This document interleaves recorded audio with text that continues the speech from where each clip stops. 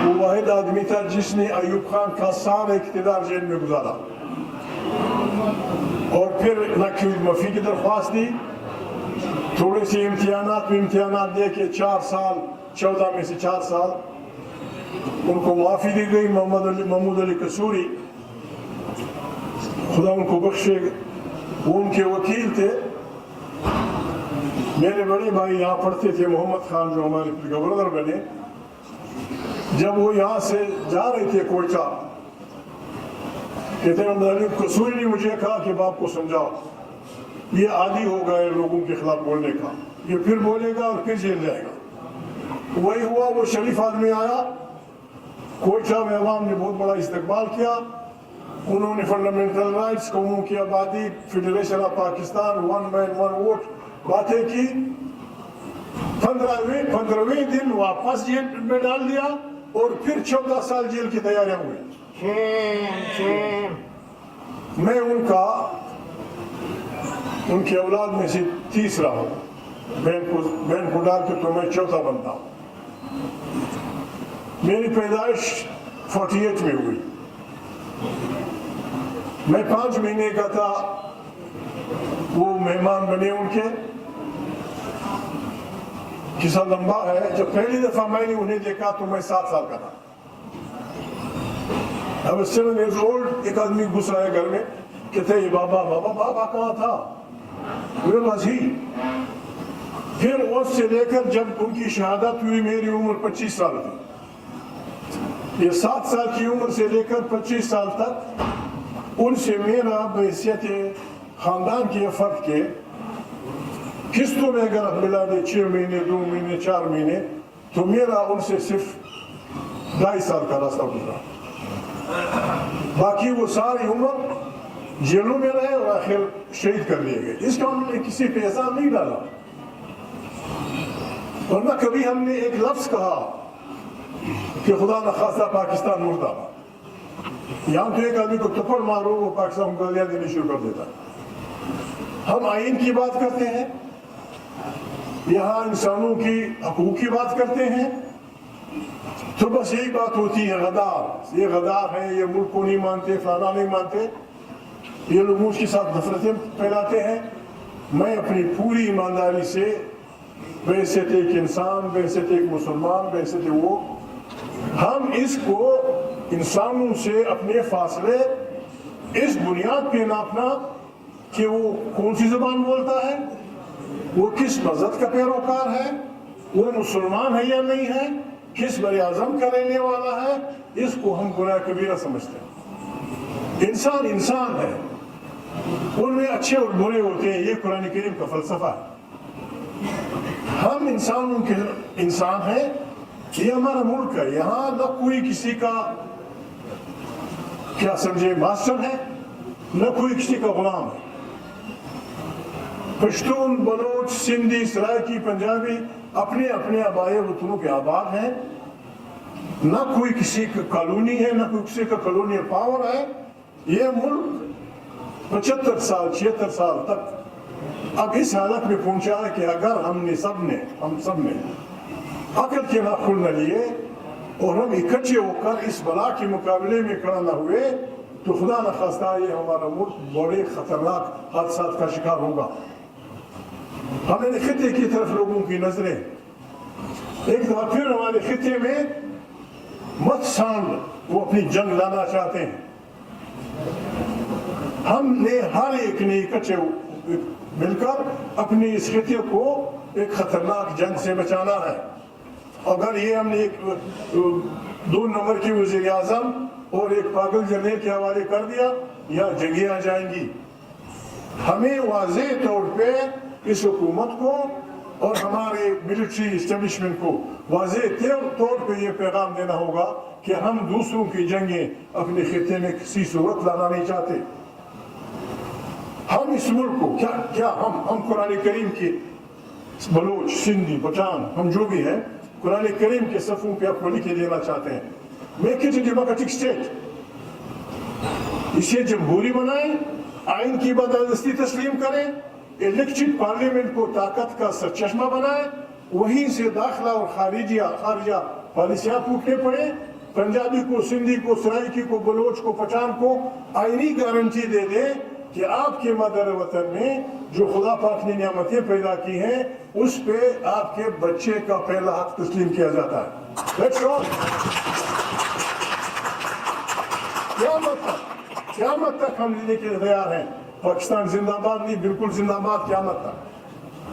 लेकिन एक गैर जमहूरी पाकिस्तान, एक 2 नंबर के लोगों की हुकूमत का पाकिस्तान, उसको जिंदाबाद कहना खुद गुनाह है। यहाँ अजीब मुल्क है, हम करेंगे क्या? सच पे पाबंदी है, झूठ अल्लाह पाक फरमाते हैं कि लानतुल्लाह अलल काज़िबीन, फिर हम क्या करेंगे? सच क्या है? सच ये है कि ये इलेक्शन तहरीक इंसाफ जीत चुकी है, ये सच है। हमारे इख्तिलाफात सही में, हमारे से मेरे सियासी पार्टियों के हमारे 1000 इख्तिलाफात सी, लेकिन अवाम ने कमाल कर दिया। अवाम की ताकत अल्लाह की ताकत होती है। वरना यार लोगों ने, मेरी अपनी मालूमात है, मेरे मुस्तक़रीन में जिसका जिक्र किया जाता है, मैंने अपनी मालूमात ये है कि यार लोगों ने फैसला कर दिया था फलाना प्रेसिडेंट होगा, फलाना वज़ीर ख़ारिजा होगा, फलाना सुबह फलाने के पास होगा, फलाना सुबह फलाने के पास होगा, फलाना को ये करेंगे, फलाना को वो करेंगे। किसी को क्या पता था कि अवाम का वोटों का जो सैलाब आएगा उसने वो सारा टेबल उलट पलट दिया। किसी की पग गुम हो गई, किसी की मोचर गुम हो गई, किसी की धोती गुम हो गई। अब उसको संभाला नहीं दिया जा रहा, अब वो उसको कोई संभाला नहीं दे सका। उसका इलाज सिर्फ एक चीज, ये एक है, यहाँ आइन की बालादस्ती होगी। आइन एक, अगर मैं 93 में जब दूसरी दफा मुंतखब हुआ, गवर्नर अयूब साहब सीट पे थे, उमर अयूब विजिटर के तौर पे वहाँ बैठे थे। मैंने हर्फ के बाद उठ के कहा था, मैंने कहा गवर्नर साहब, ये जो हम लोगों ने हर्फ लिया है, क्या ये सिंपल एक फॉर्मेलिटी है या इसका अर्थ लफ्ज़ वी मीन इट? कहता तुम क्या कहना चाहते हो? मैंने कहा आपने हमसे हर्फ लिया है कि हम इस आइन के तहफ़्फ़ुज़ करेंगे। मैंने कहा हमें पता है कि 1 साल 2 बाद एक सरकरा जर्नल मार्च करता हुआ आएगा, आइन को एब्रोगेट करेगा, फाड़ेगा। What should we do? अगर आप वाकई हमसे हर्फ लेना चाहते हैं तो हमसे ये हर्फ ले लें कि the day it is abrogated the people of Pakistan should be on the streets. बिल्कुल मिस्र के वो स्क्वायर की तरह। अगर हम ये नहीं करेंगे कि चकदे साहब आपकी सीट जा सकती है। मैंने कहा बाबा मैं इन 2 हाथों से इस आइन को प्रोटेक्ट नहीं कर सकता, बाकी मर्जी आप। ये एक दस्तावेज है, इसके इतराज़ात हो सकते हैं, हम शायद इसको मजीद वो देना चाहते हैं इख्तियारात के लिहाज से, बलोच कुछ और कहना हो, सराइकी कुछ और कहता होगा, लेकिन ये दस्तावेज है जो पाकिस्तान के लोगों को इकट्ठा रखे हुए। Don't touch it, don't touch it, don't touch, उसको हाथ न लगाएं। आइन की बालादस्ती की जब बात करते हैं लोग नाराज होते हैं। आप वकील हैं, हम यहाँ आपसे सीखने आए हैं, हम आपसे कहते हैं कि भाई पाकिस्तान को बचाने के लिए एक कलेक्टिव विजडम की जरूरत है। कलेक्टिव विजडम, सोसाइटी की तमाम लोग जो सियासत को समझते हैं, हमने मिलकर इस मुल्क को संभाला देना है। और उसका वाहिद इलाज यही है कि यहाँ पार्लियामेंट के बाद बालादस्ती तस्लीम की जाए। हर इदारे, अब वकील है, मैं आपको नहीं कहता, हर इदारे का फ्रेमवर्क मालूम है कि फलाना इदारे का फ्रेमवर्क ये, फलानी का ये, फलानी का ये। हमारे फौजी भाई नाराज भी होते हैं, गलत काम भी करते हैं, फिर नाराज होते हैं। सिपाही से लेकर जर्नल तक आपको पता है शेड्यूल में उनका हल्फ है कि मैं सियासत में हिस्सा नहीं लूंगा। लेकिन हकीकत क्या है? हकीकत यह है जिले से लेकर सूबे तक सब इस्टेब्लिशमेंट के लोगों के हवाले हैं और ये बर्बादी है, हम इसके मुखालिफ हैं। ये बर्बादी हम इसके मुखालिफ हैं। अगर आपको शौक है आने का, बिस्मिल्लाह, ये वोट मांगना, वोट लेना, फिर वोट लोगों को इस मुतमईन करना कि ये आदमी मेरे वोट का हकदार है, आप आए वर्दी निकालें, आपको पता चल जाएगा। آئیں سیاست کریں, بسم اللہ, آپ وزیر اعظم بن جائیں, ہم یہ نہیں کریں.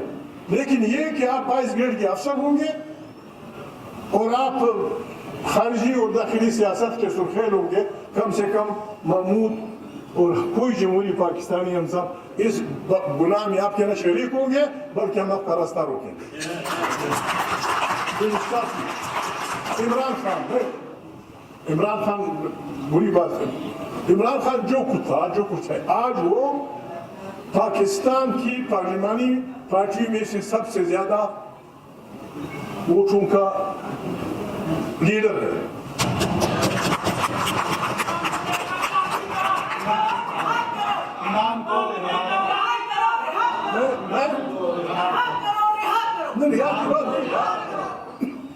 میں وکیل نہیں ہوں,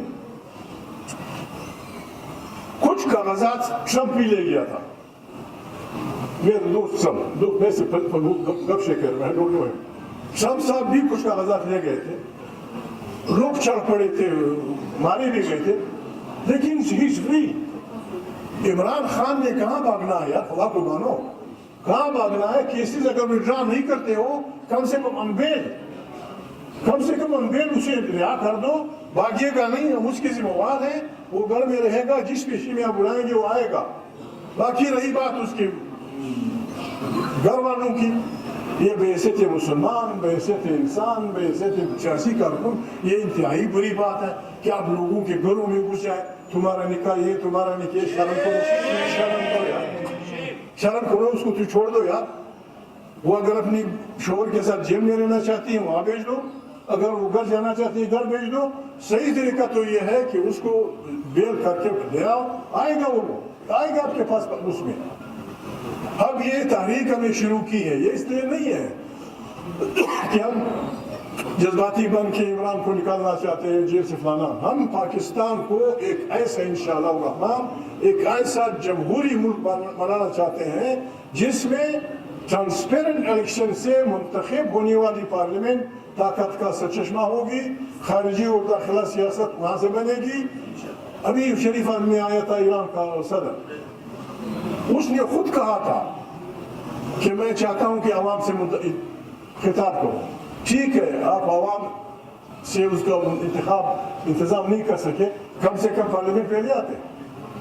پارلیمنٹ پہ وہ آ کر شریف آدمی کچھ بول لیتا, آپ کرتے بھی ہیں اور نہیں کرتے بھی, یہ نہیں چلے گا, یہ نہیں چلے گا. پاکستان ایک آزاد ملک ہے, اس کی اپنی وہ ہے. ویسے بھی 25 کروڑ پارلیمنٹ کے نمائندگان کا ہاتھ مروڑنا مشکل ہے.